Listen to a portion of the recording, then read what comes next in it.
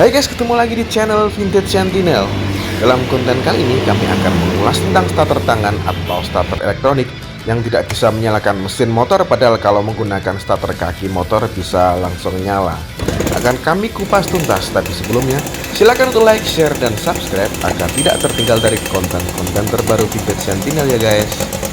Banyak sekali kejadian motor yang sehat, dalam arti mesin atau kompresi bagus, karburator original, tapi tidak bisa dinyalakan menggunakan starter kaki dan tidak bisa nyala jika kita menggunakan starter tangan atau starter elektronik. Banyak yang bingung mencari solusinya, padahal akinya juga baru dan oke, tapi tetap saja motor tidak bisa nyala saat digunakan dengan starter elektronik. Apa sebabnya? Langsung kita ulas guys. Yang pertama adalah kiprok yang lemah. Pada kasus kiprok lemah bisa terjadi akibat asupan daya listrik yang seharusnya deras dan tidak bisa tersimpan di aki motor akibat kiprok sebagai alat penangkap daya listrik dari spool ke aki yang lemah. Jika dianalogikan, maka hal ini seperti jika kita menangkap ikan untuk dimasukkan ke ember, tapi jaring penangkapnya bolong guys. Maka sebanyak apapun ikan jelas tidak akan tertangkap. Nah, hal ini sama saja. Sebesar apapun daya listrik yang dihasilkan spool tidak akan sampai ke aki jika kiproknya bermasalah. Oleh karena itu, pastikan bahwa kiprok yang kalian pakai normal ya guys. Yang kedua adalah bending starter yang lemah. Fungsi bending starter pada dasarnya adalah seperti stop kontak pada listrik PLN. Pada badan bending starter ini terdapat spool dengan kawat tembaga yang tipis serta kuningan yang saling terkoneksi jika listrik dari tombol start engine dinyalakan. Pada beberapa kasus bending lemah terjadi akibat spool di dalam badan alat ini putus guys. Jika kalian telaten, sebenarnya bisa saja melakukan solder ulang spool bending starter ini, tapi karena kecilnya part di dalam alat ini maka membutuhkan ketelitian yang ekstra ya guys jika kalian mau memperbaikinya. Yang ketiga adalah spool pengapian yang lemah.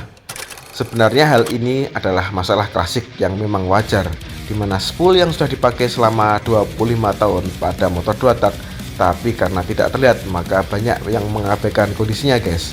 Nah, jika spool pengapian lemah, sebaiknya kalian ganti atau perbaiki di tukang spool dinamo ya guys. Yang keempat adalah CDI lemah.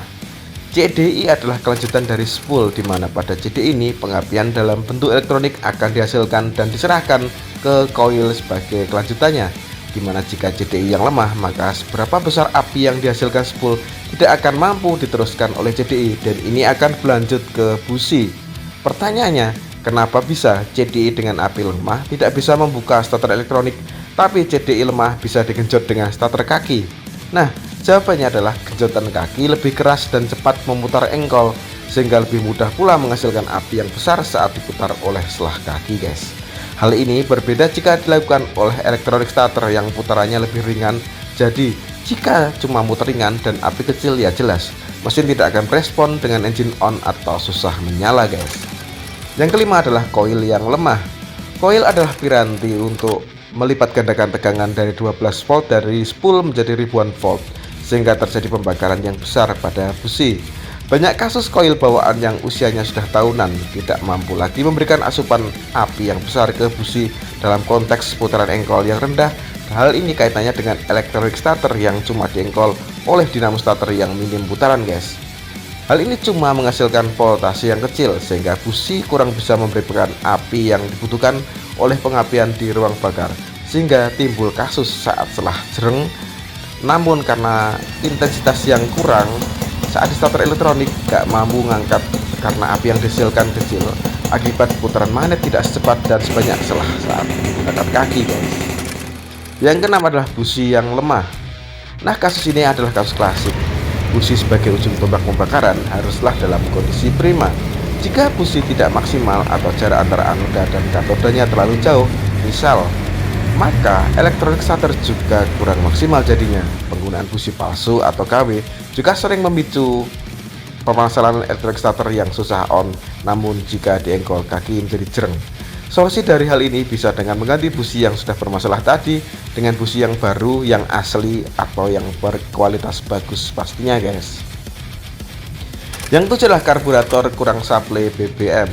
Kasus ini adalah kasus yang paling sering terjadi saat aki dalam posisi keras atau baru di starter juga tenaga dahsyat, tapi motor cuma cengengesan aja nggak bisa nyala guys. Dalam hal ini bisa terjadi karena debit dan pengkabutan BBM oleh karburator tidak bisa tercampur baik dan tidak mampu menghasilkan volume BBM yang dibutuhkan oleh mesin.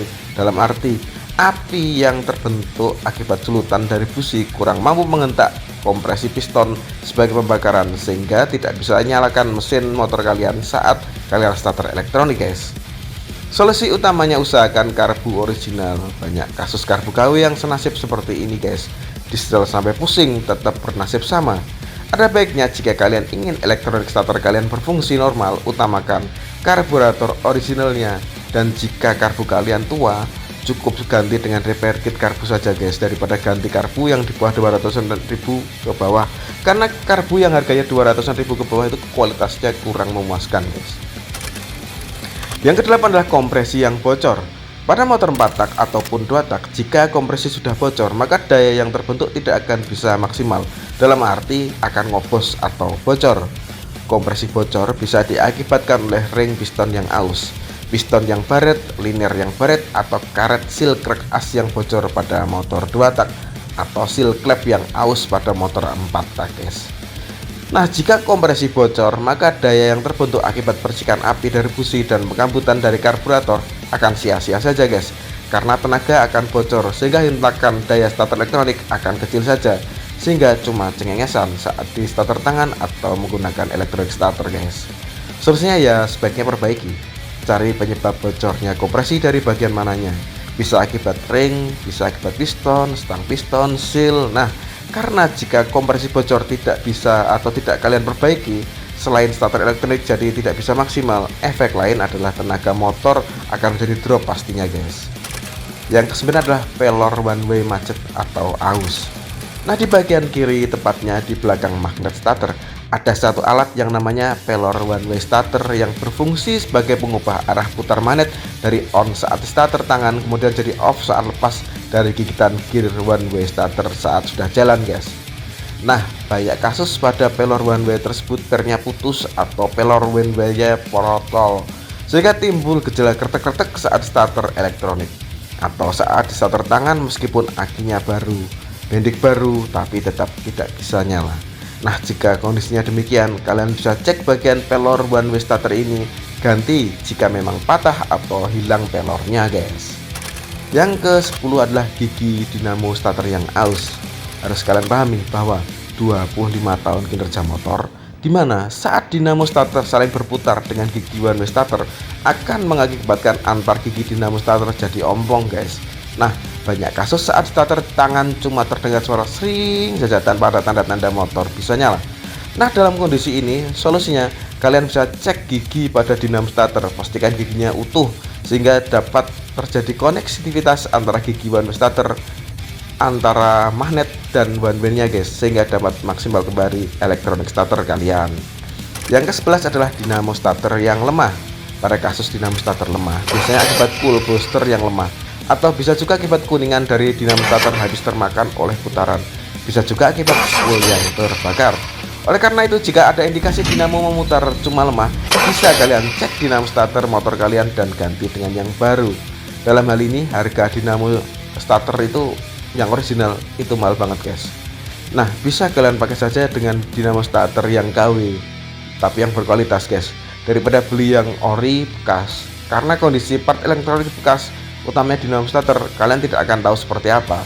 Khusus untuk dinamo starter, mendingan beli yang KW baru tapi yang berkualitas bagus daripada yang ori bekas menurut kami, dengan pertimbangan kondisi part yang belum jelas kualitasnya akibat dari pemakaian yang tidak kita tahu bagaimana oleh pemilik sebelumnya, guys. Yang ke-12 adalah sambungan soket-soket ada yang kendor atau ngupil. Jika hal ini sampai terjadi, maka antara kabel plus dan minus tidak akan saling bersinggungan dengan sempurna, guys, sehingga daya dari aki tidak akan bisa tersalurkan juga, guys. Sehingga sebaik apapun kondisi aki, jika soket-soket ngupil atau kotor, maka daya tidak akan sampai ke dinamo starter. Jika hal seperti ini terjadi, ada baiknya jika kalian segera membersihkannya, bisa dengan cairan perontok karat yang banyak tersedia di toko-toko spare part, guys. Yang ke-13 adalah kuningan holder pada starter ada yang kotor atau kuningannya lepas. Nah, serupa tapi tak sama. Kasus pada motor yang susah di starter bisa akibat kuningan saklar atau starter elektronik yang kotor, patah atau lepas. Sehingga meskipun kalian pencet-pencet juga akan sia-sia saja karena antara plus dan minus tidak bisa saling bersinggungan guys.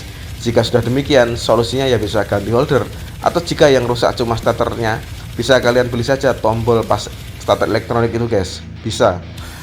Atau jika kalian itu kepepetnya itu rusak parah ya baru ganti. Tapi jika holdernya masih bagus, bisa tetap kalian pakai jika kalian cuma beli tombol starter elektroniknya itu aja guys. Yang ke-14 adalah ada jalur kabel yang terputus. Kabel atau kasus kabel putus entah di mana ini, jika sampai terjadi akan menjadi sesuatu yang menjengkelkan guys.